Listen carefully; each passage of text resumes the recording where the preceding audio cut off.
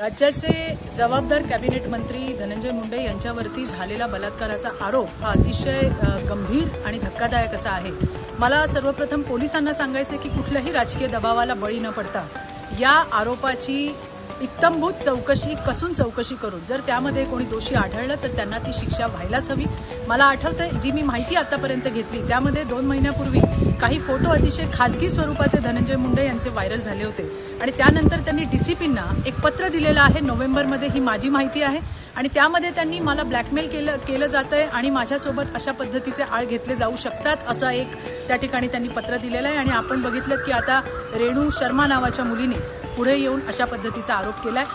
यामध्ये निष्पक्षपणे जी आहे ती चौकशी त्या ठिकाणी व्हावी आणि नैतिकता म्हणून धनंजय मुंडे यांनी आपल्या पदाचा राजीनामा द्यावा। आमच्या पक्षाचे भारतीय जनता पार्टीचे प्रदेशाध्यक्ष चंद्रकांत दादा यांनीही ही मागणी केलेली आहे, कारण या असल्या हाय प्रोफाईल केसेसमध्ये पीडिता आणि तिच्या परिवारावर दबाव आणण्याचा प्रयत्न होऊ शकतो।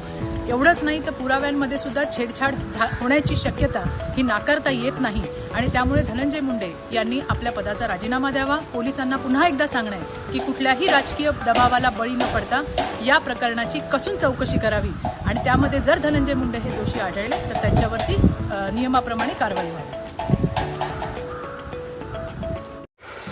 नवीन घडामोडी पाहण्यासाठी आजच आम्ही मुंबईकर 24 तासला लाईक करा, सबस्क्राईब करा आणि अपडेट रहा।